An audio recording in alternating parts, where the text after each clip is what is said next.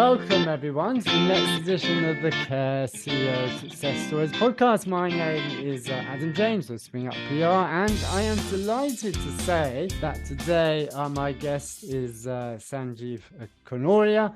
He is chairman of Advinia Healthcare, which he started in 1998 in a garden shed with his wife, and has now become one of the largest care providers in the UK with 38 care homes. And what Sanjeev is going to share with us today is literally how to grow from scratch to become a top 10 care provider. And Sanjeev and I have just been having some preliminary chats about what we're going to be covering on this podcast, and I can tell you now it is going to be a great episode. So, but before we go on, just some normal things that I like to say is, please, this Care CEO Success Stories podcast is where the UK's leading care CEOs showcase and talk about and share with us what they consider their single biggest achievement and achievement they are most proud of. So please like it, share it, get the word out. We're all here to improve and better and in any way we can the care sector, which we're all passionate about. So please like, share, and do all those good things and review it and tell your colleagues. So before we go on, as I say, my name's Adam James of Spring Up PR. We help aspirational care providers become famous via PR and marketing strategies, ultimately to help with occupancy and or recruiting dream care teams. So if you head over to springup-pr.com, you'll find lots of videos, webinars, and lots of good tips and information on PR marketing for care providers. Anyway, without any further ado, as they say, as I mentioned, I'm delighted we have Sanjeev Kanoria here on this episode. So Sanjeev, welcome. And why don't you start off by telling everyone a little bit more about who you are and what you do? Yeah, thank you for inviting me to this podcast, Adam. My name is Dr. Sanjeev Kanoria. I am a doctor by profession, a surgeon, but I took time off to do an MBA from London Business School and then work with McKinsey. But that was not me. My dream, my passion was surgery. So in 98, when I wanted to go back to training in liver transplantation and completing my super specialization, there were many hurdles that I came across. Having left surgery, I wasn't very welcome into it till I proved myself. To support the family, we released equity from our flat and managed to buy a care home in Barnet. That allowed me to go back to surgery as an honorary fellow for the first year in liver transplantation at King's College Hospital, which is one of the leading liver transplant units in the world. And for the next 15 years, I grew Advinia from one care home working in the shed in the garden, and at the same time completed my liver transplantation training and completed a category 1 PhD in reducing liver injury from UCL. So it was very hectic years, and we had to put the right processes and systems and technology to be able to build the business in the way we did. Yeah. Without proper processes, flow charts, and technology to help, it would have been difficult to scale and grow. Sorry, Sanjeev, go on. Yeah, so living 3 lives is not easy at one go, and we understood the importance of putting these flow charts and processes, and they've really helped us even now, particularly in the large Bupa acquisition that we did a few years back.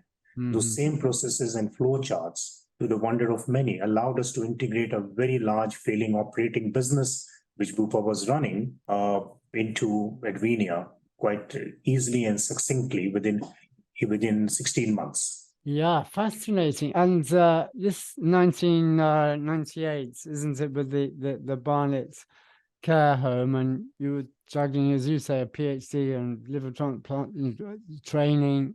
There's a lot going on here, Sanjeev. And tell me about this, why you decided to launch this home, what experience you may have or may not have had at that time in the care sector, and how you learned about it during that first home, especially when you were doing, as you say, 2 other massive things at the same time. Yes, so I think the MBA knowledge helped give me the background of understanding about business, commerce, and management. Working with McKinsey gave me a lot of insights about how large organizations work, what are the challenges they face. I helped restructure with the teams in McKinsey, a few large providers, and that gave me also the confidence that I could do it myself, and running businesses can be challenging, but it can be done. So that confidence is very important. I had not run a business prior to that, and trying to run a business and going back to your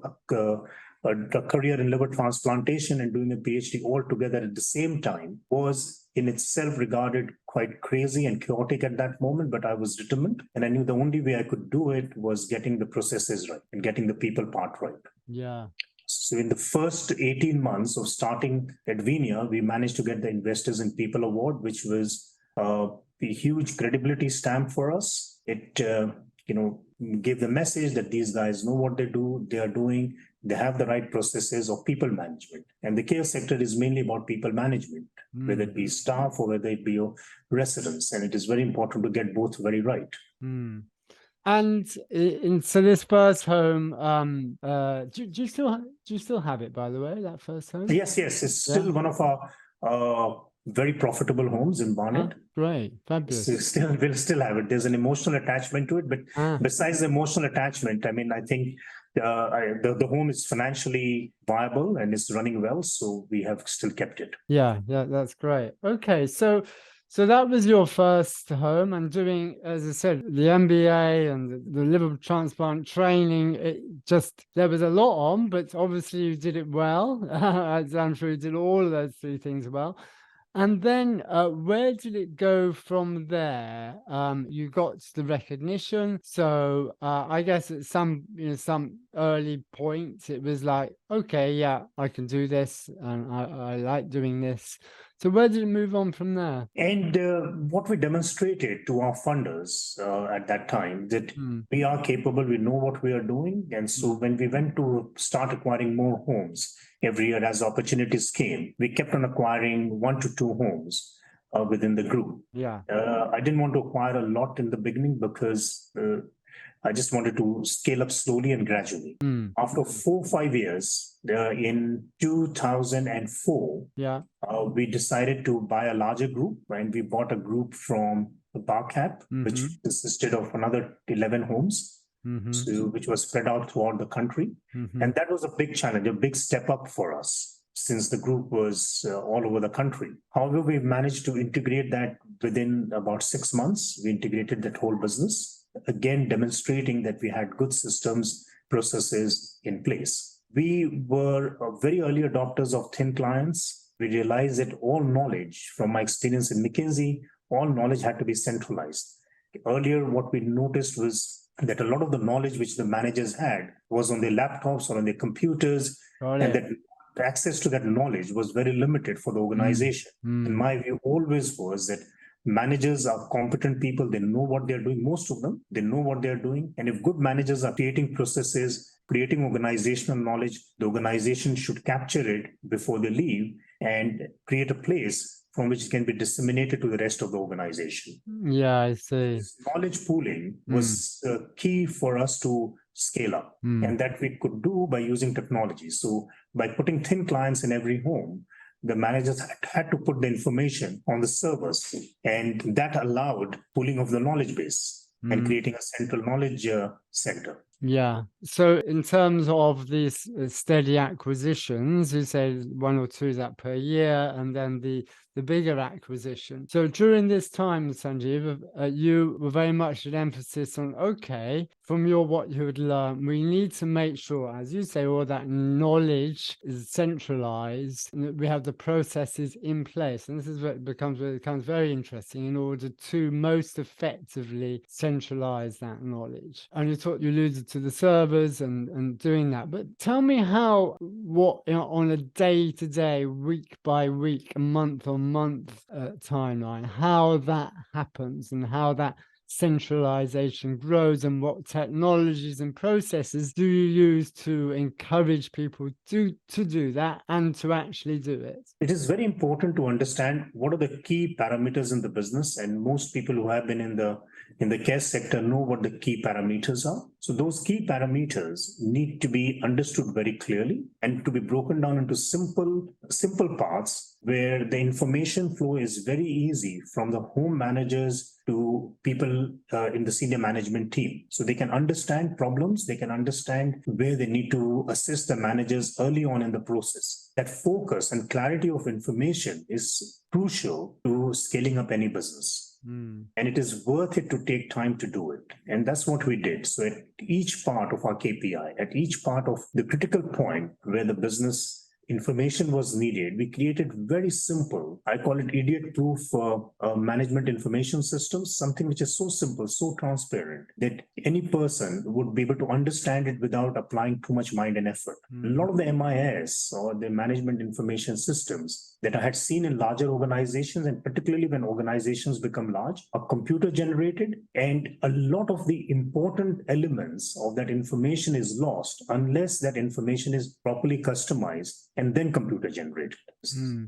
And once you start to customize the information properly as to this is the important bit of information, it creates so much of clarity in decision making and understanding a problem and managing a problem before it becomes too big and unmanageable. Yeah, I see. And it's very interesting that you should be talking about this idea of being idiot proof and keeping it simple in an area which is actually, looking after people and caring for, our senior citizens and the elderly can be extremely complicated and difficult when you're dealing with a whole number of different stakeholders. So in terms of how that kind of works in practice, so I'm just kind of imagining a scenario where you recruited a new manager for a new home, or else when you acquired a home, you had decided to keep that same manager. How that onboarding and getting to know the Advinia way of doing things, how that would have happened in practice for that particular home manager and his or her team, maybe compared to how they were running and managing the home previously. So we focus on very simple things. I mean, just if you take, for example, naming a file. So everyone has got a clear way of naming the file. So when they come into the organization, they have to name the file in that particular manner, you see, so that it is easy to find a file and it is easy to locate the information. Because many times what we have seen is that just the way people name files, it can be very difficult. It can be very time consuming to find information which has been stored on the server or to be stored. So we do a lot of induction where we tell the managers that this is how we expect you to name a file. This is how we expect you to do things. Okay. So please learn the Advinia way of doing things. And it's not that they already have the care knowledge. They're already competent practitioners of the work they do, most of them. It is just layering a little bit of the Advinia way to them, which allows the organization to work as a cohesive unit rather than in a fractionated manner. Because if everyone starts to do things in their own way, then you can imagine suddenly you can create a lot of information which other people can't look at, a lot of information which other people can't use efficiently. It is very important that organizations think about how their information is captured and stored. It has to start from that basic level of training and guidance. And a question on this, and you talk about being idiot-proof and simple, but I guess at some points in time you have to decide how detailed you're going to be going into something and how much to provide an overview, and then you trust your staff who've been delivered training to deliver, your team to deliver. I'm just curious to know what kind of balance you've had on that over the years. You have to trust your team to deliver, but once you have got the right people and they understand the way the Advinia should work, right? And that it is in their interest to work in that manner. So they must understand that it is important to work in that manner because it allows better productivity for them. It allows them to have more time at home and more time for their families. So we help people increase their productivity by working in an efficient manner, by working in a simple manner, and to do things in a very simple manner. I mean, that has been my focus. how do you simplify complex organizations? You can make an organization simple, you increase productivity. And it feels like quite a scientific approach. Would that be a fair, am I understanding that correctly? Yes, Maybe that comes from... I'm a scientist by background, so that aptitude comes into anything that I do. It has to be simple and scientific and logical. Yeah, fascinating. And tell me about the acquisitions that you've made, or kind of what things particular characteristics you were looking for before making an acquisition. Over the years, we've become more selective because the industry has matured quite a lot. There's more competition. There's a lot of consolidation going on. So we are looking for, obviously, properties which are in good locations, properties where the asset quality is high, because that is what the demand of the market is. And now we're even looking for properties which would meet the environmental policies. Because if you're not ESG friendly, you can create a big pressure on the assets. Because I think the future, the governments will be taxing the assets which are inefficient. So one has to think 10 steps ahead. Yeah.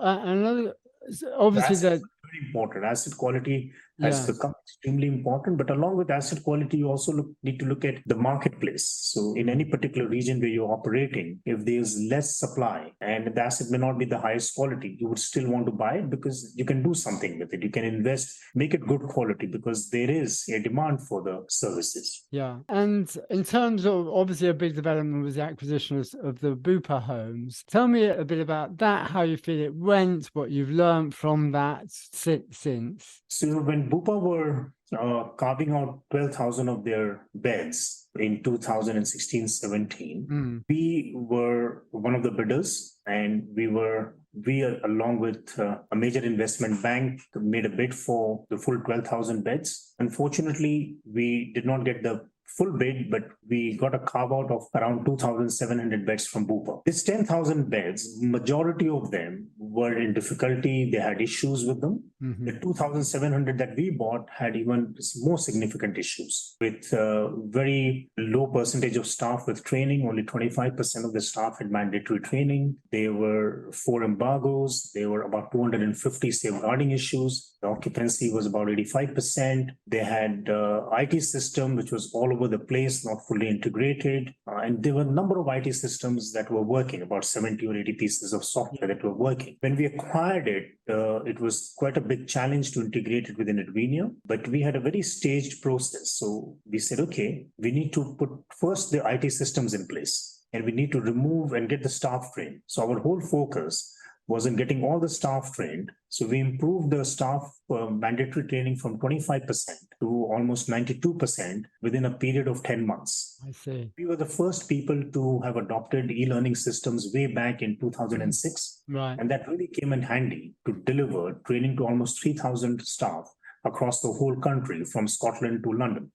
And improving the staff training was important to remove the embargoes and the safeguarding. Because if you have untrained staff who don't know how to look after residents, the embargoes and safeguarding issues will not go. And we also put software to report on any risk or any safeguarding issues early on. So we were notified and we could take action, and we could notify the regulator about what we were doing. And we simplified all the technology systems. So we had to invest a lot of money. We invested close to for 2 years, we invested close to £5 million just on technology and building up the whole infrastructure for technology in all the care homes, which we bought from Bupa. Yeah, I see. And is that customized technology and software for Advinia? No, it wasn't customized. So some things are bespoke to us, but we bought software from industry standard software. We customized it a little bit to fit into our own parameters and to give us the information. But this was not customized software. I see. They're quite industry standard and specific. But just to buy the right things and put it in the right place and to roll it out in a systematic manner was very important.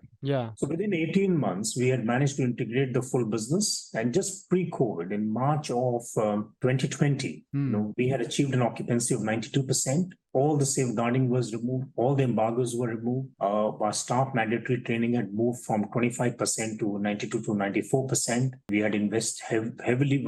We managed to invest heavily in at least 50% of the assets which were not invested in by Bupa to a good extent. And But COVID came and put a break to all the good work that we were doing. Yeah. Post-COVID, again, we're trying to get back to the same place that we were pre-COVID, because there have been numerous challenges of COVID. A lot of staff had left the care sector, managers had left the care sector. They were anxious, they were frightened about COVID and exposure to COVID from vulnerable people themselves. There was this whole fear psychosis that was going on in the care sector. We have come out of it now, but we have other challenges at this moment. We have the challenges of Brexit, which has increased staff costs significantly.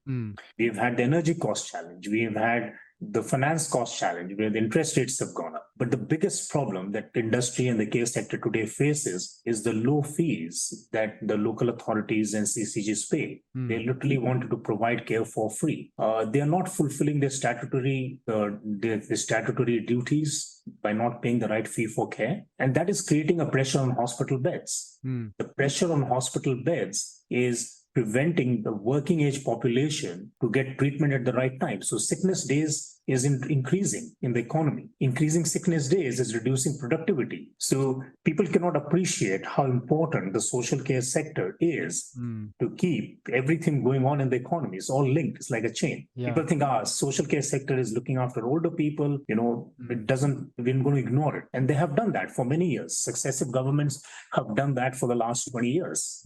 But now is a time for a wake up. If we really want to increase productivity in the economy and we want to get the GDP increasing, we need people to be working. If people are sick and can't be treated in hospitals because older people are taking up hospital beds because local authorities and CCGs don't want to pay the fair cost of care, it is going to cause a problem. And what we have seen in the last year is loss of another 25,000 beds in the care sector. There's been a steep decline. Because if you're not viable, it is very difficult to provide care. And that is putting even more pressure on hospital beds. I do hope that this challenge, if operators who have streamlined the organizations, who have got clear flow processes and charts, who have got good technology, they will be able to tide this crisis. People who don't have those clear flow processes and charts and systems in place, they will find it more difficult to be able to get over this hurdle. And you've touched on a lot of things there, Sanjeev, and particularly obviously the issues facing the sector right now. A particular question I have this on the systems and processes and the learning that's ongoing. I'm sure all of us know we're always learning about how to do things better.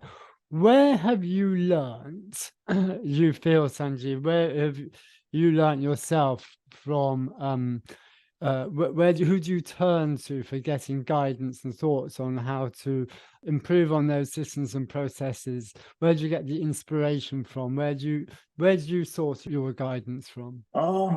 I mean, I've done a lot of learning and education. I don't want to sound arrogant, but I don't look at too many sources now. I rely upon my own understanding, my own insights. I use my own observations. I look at the organization continuously. I'm looking at data and I'm saying, how do I simplify this more? How do I make things simpler and easier so that my productivity and efficiency increases? And so does my people's. And I'm learning continuously from my own organization. That is where all my learning is coming from at the moment. Fascinating. And for those listeners who are thinking about your story, about Advinia's story of, as we said, from the top, growing from scratch to becoming within the top 10 of care providers, what for those who have aspirations to and the passion to get to that kind of level, what would you say is required to do that? Desire to learn, a desire to observe, and to continuously critically analyze whatever you are doing and your organization does. I think once that critical analysis stops, then organizations stop growing. To have good people is very important. And another important thing which I have learned is not to tolerate incompetence for too long. So once you've detected an incompetent person, particularly in senior positions, it is better to have a gap, a lacunae, rather than to hold that person in that position once you have detected it. So I've become very quick at letting people go who I feel are incompetent, who are not delivering, because they just block information, they block everything in the organization. They're like a boulder sitting, blocking the flow of the river. Sure, understood. And just on this particular question about recruiting good talent, particularly at the senior level, how have you gone about it? How do you do it? What have you learned in the process of recruiting So the these? best people I have come across is through networking. Mm. You know, people make references. I've used headhunters, but my experience with headhunters has not been so good. Very rarely have people lasted. But people who come through networks and through references, direct references and networks in senior positions, they have been there with me for a much longer time. Yeah. And they have tended to work out well. Yeah, fascinating. Okay, great. And Sanjeev, in terms of what we've covered with a lot of great information and insights that you've given today, is there anything that we've not covered that you feel would be useful to mention? Yeah, so we, as you, many of your readers or what viewers may have come across, we created the first artificial intelligence in dementia robotics, and with the help of 80 scientists across the world. It was a collaboration between 4 universities. And I do encourage industry to collaborate with research organizations, with universities, because then you can create innovation. So what we have created is a high quality artificial intelligence software, which we are commercializing at the moment, and hopefully will launch it in the next 6 months, which can be put into any dementia robot. Oh, that sounds fascinating. That's great. And this robot that is not supposed to substitute for care, but what they do is they have the knowledge and the understanding of culture and of behavior, so they can interact with old people with dementia for a very long period of time. And that is what all the trials in our care homes have shown: a significant benefit in reducing anxiety and mental health issues in older people who were interacting with these robots. That's great, fascinating. And this is going to be rolled out within all the Advinia homes. Is that the plan? Initially, we'll roll it out in Advinia homes, but the technology will be rolled out to anyone who wants to purchase it. Yeah. All right. It won't be exclusive for us. Yeah. I don't think it would be fair, because I think this technology is very advanced, and everyone should benefit from it. Yeah, great. Well, we'll watch this space, so to speak. So that's great, Sanjeev. Thank you. Well, look, fascinating episode. So much here. I hope people have been taking notes, listening attentively. Sanjeev, thank you so much for being on the Care SEO Success Stories podcast. Well, thank you. Thank you for inviting me, Adam. Appreciate it very much. Thank you, everyone. Bye-bye. Bye-bye.